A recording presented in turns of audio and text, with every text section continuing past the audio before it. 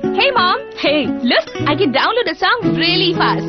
I can make dosas faster. Must be joking. Bus, 3 easy steps. Mix with water, spread batter, fry.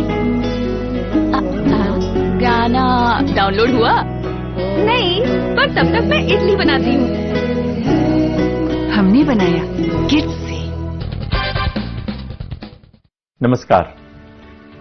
एक व्यक्ति पहाड़ की चोटी पर रहता था और 2 मटकों में पानी भरकर एक डंडे के दोनों ओर बांधकर कंधे पर रखकर ले जाता था। हर रोज का ये उसका नियम था। कुछ दिन बाद उसके एक मटके में छेद हो गया। अब जब वो घर पहुंचता था तो स्वाभाविक है, एक मटके में कम पानी होता था और दूसरा भरा रहता था, लेकिन वो यही क्रम जारी रखता था। उसने टूटा हुआ मटका कुछ सोचकर चेंज नहीं किया। एक दिन उसकी पत्नी ने कहा, तुम इतनी मेहनत कर ही रहे हो तो टूटे हुए मटके को चेंज क्यों नहीं कर लेते? व्यक्ति थोड़ा मुस्कुराया और पत्नी को उस रास्ते पर ले गया जहां से वो हर रोज पानी लेकर आता था। पत्नी देख के हैरान हो गई कि जिस साइड का मटका टूटा हुआ था और पानी गिरता था जहां, उस ओर फूल पौधे लहरा रहे थे, जबकि दूसरी ओर जहां मटका ठीक था और पानी नहीं गिर रहा था, वहां केवल सूखा ही सूखा था। पत्नी को समझ आ गया फूटे हुए मटके को ढोने का क्या रहस्य है। मित्रों, कोई भी चीज, कोई भी व्यक्ति बेकार नहीं होता, बस उसे सही इस्तेमाल करना आना चाहिए। दोस्तों, ईश्वर के हर फैसले पर खुश रहो, क्योंकि ईश्वर वो नहीं देते जो आपको अच्छा लगता है, बल्कि ईश्वर वो देते हैं जो सबके लिए अच्छा है। नमस्कार।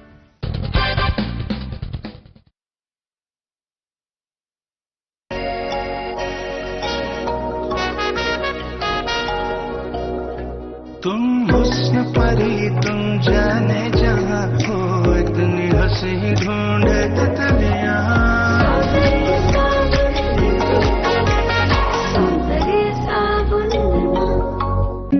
Hey mom!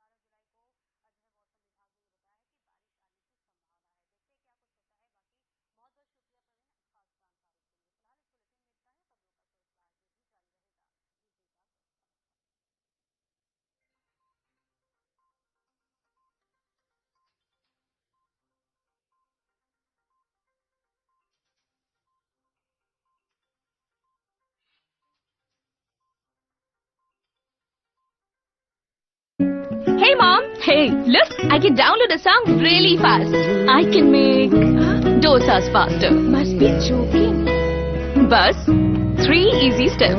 Mix with water, spread batter, fry. गाना डाउनलोड हुआ? नहीं, पर तब तक मैं इडली बनाती हूँ। हमने बनाया किड्स से।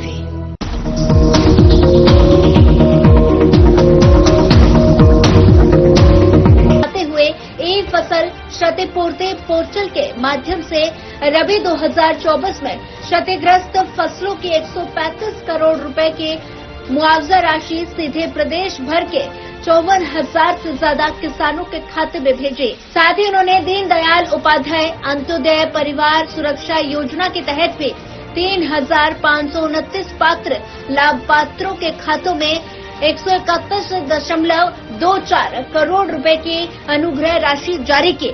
सीएम ने कहा कि हमारी सरकार विभिन्न योजनाओं के माध्यम से गरीबों को मजबूत करने का काम लगातार कर रही है।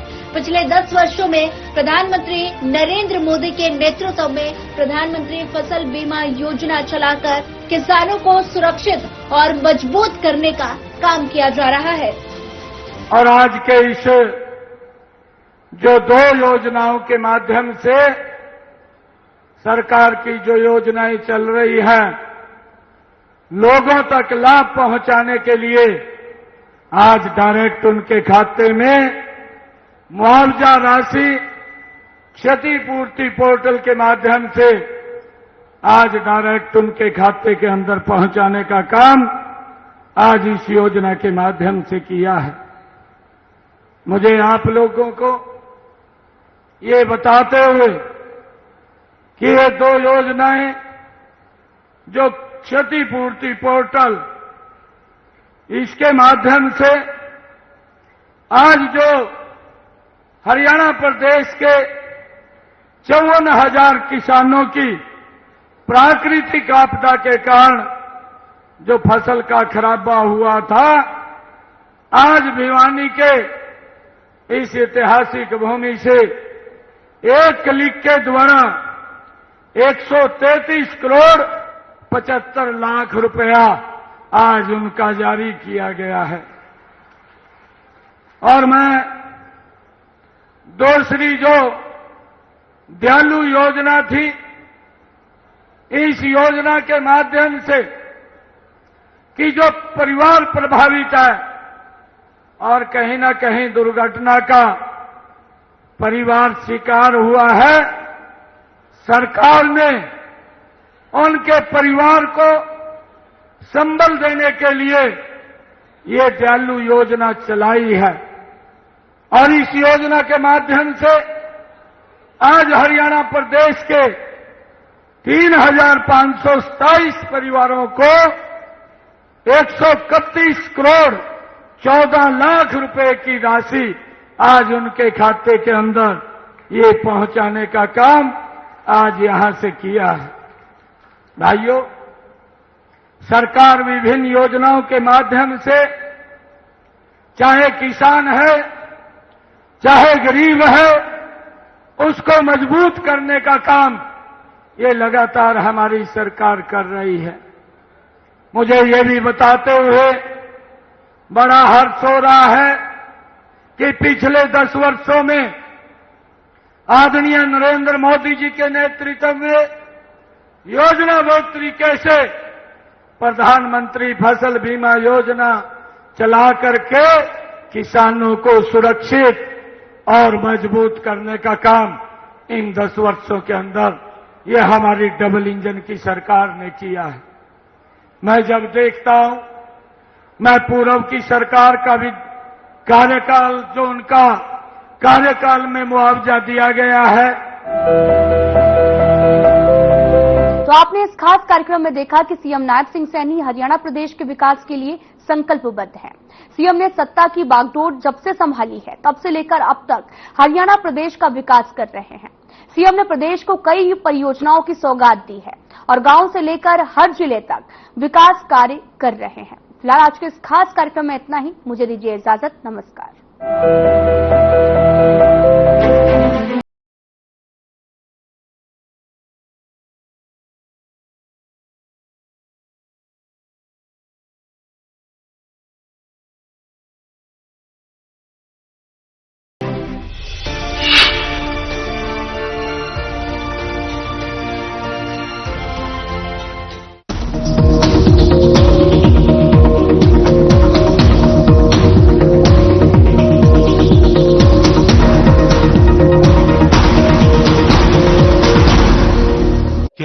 रंग खिला, क्या रूप सजा, मैंने ही नहीं दुनिया ने कहा।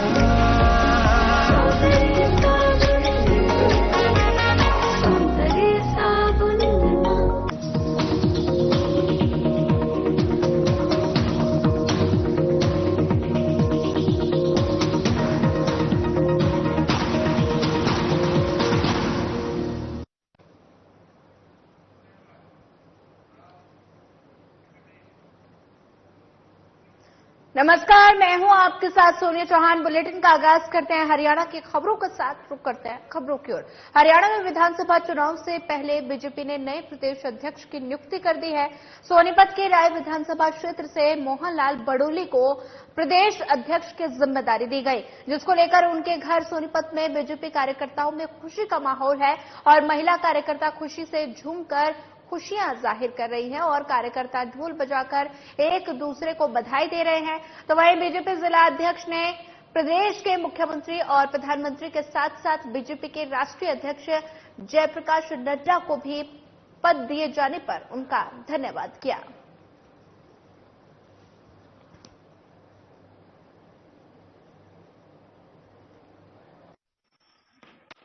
मेरा बड़े भाई है मोहनलाल भाई बडोली जी, मैं उनकी सिस्टर हूँ छोटी। और आज इतनी बहुत खुशी है, पूरे हरियाणा में बीजेपी की लहर है।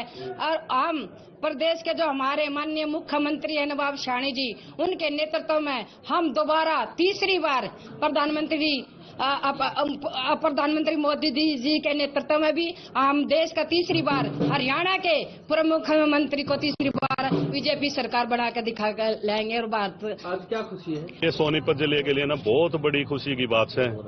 मैं सबसे पहले तो पूरे जिले की तरफ से राष्ट्रीय नेतृत्व का, राष्ट्रीय अध्यक्ष जेपी नड्डा जी का और हरियाणा के यशस्वी मुख्यमंत्री श्री नायब सैनी जी का धन्यवाद करता हूं, जो सोनीपत जिले के इतने मेहनती सहनशील कार्यकर्ता को, जिसने अपनी जिंदगी की शुरुआत संघ से की और भारतीय जनता पार्टी में अनेक पदों पर रहते हुए, और सोनीपत जिले पर ये जो विशेषकर भाई कमान की हुई है हरियाणा सरकार के मुख्यमंत्री की, उसके लिए धन्यवाद करता हूं बहुत बहुत। और मनोहर लाल जी को और उनके पूरे परिवार को इसके लिए बधाई देता हूं, मोहनलाल जी को।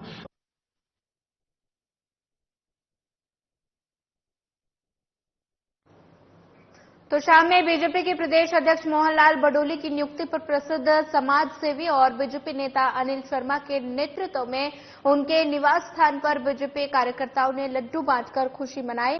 और इस अवसर पर पत्रकारों से बातचीत करते हुए बीजेपी नेता अनिल शर्मा ने कहा कि बीजेपी के केंद्रीय नेतृत्व ने मोहनलाल बडोली को प्रदेश अध्यक्ष के रूप में नियुक्त कर दिया है और कार्यकर्ताओं का मान बढ़ाया। मोहनलाल बडोली पार्टी में पुराने कार्यकर्ता है, वर्तमान में वे बीजेपी विधायक हैं और पार्टी में प्रदेश महासचिव का दायित्व भी संभाल चुके हैं। प्रदेश अध्यक्ष मोहनलाल बडोली और मुख्यमंत्री नायब सिंह सैनी की जोड़ी हरियाणा में तीसरी बार बीजेपी सरकार बनाने में कामयाब होगी। वहीं इस दौरान सैकड़ों की संख्या में बीजेपी कार्यकर्ता उपस्थित रहे।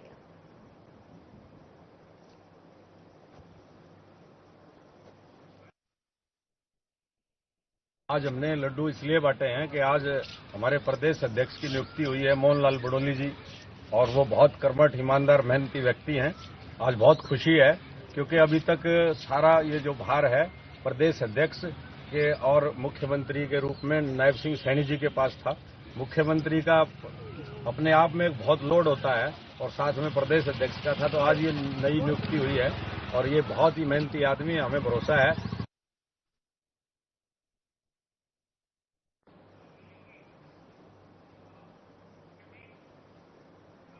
संविधान और आरक्षण को मुद्दा बनाकर देश में मिली बड़ी जीत के बाद कांग्रेस अब अलग अलग राज्यों में भी इसी मुद्दे के सहारे अपनी नैया पार लगाने में जुट गई है और कांग्रेस के कार्यकर्ता गांव-गांव जाकर लोगों को संविधान के बारे में बताएंगे। और बुधवार को कांग्रेस नेता राजेश लिलोथिया और एक प्रेस कॉन्फ्रेंस कर इस बात की जानकारी दी। और राजेश लिलोथिया की माने तो हरियाणा में कांग्रेस द्वारा 12,000 के आसपास संविधान रक्षकों की नियुक्ति कर दी गई है। टोटल 7,000 गांव है, बाकी बचे संविधान रक्षक जल्द बनाए जाएंगे। हर गांव में एक महिला और एक पुरुष को संविधान रक्षक की ट्रेनिंग देकर उन्हें तैयार किया जाएगा, ताकि वो पूरे गांव के लोगों को बाबा साहेब की विचारधारा से जोड़े और संविधान की रक्षा करें। पूरे हरियाणा के अंदर लगभग 7,000 गांव हैं। हरियाणा प्रदेश एससी विभाग को एक जिम्मेदारी दी गई है कि 7,000 विलेजेस के ऊपर जाकर संविधान रक्षक ग्राम समिति बनाए और जहां पर अर्बन एरियाज हैं, वार्ड है, वहां पर संविधान रक्षक वार्ड कमेटीज बनाए। हर गांव में और हर वार्ड के अंदर हमारे जो हमने कोऑर्डिनेटर्स हर जिला के अंदर बनाए हैं, असेंबली के ऊपर बनाए हैं, वो लोग वहां पर जाकर एक महिला एक पुरुष को आइडेंटिफाई करेंगे, उसको बाकायदा हम लोग ट्रेन करेंगे अबाउट द कॉन्स्टिट्यूशन और उसके बाद में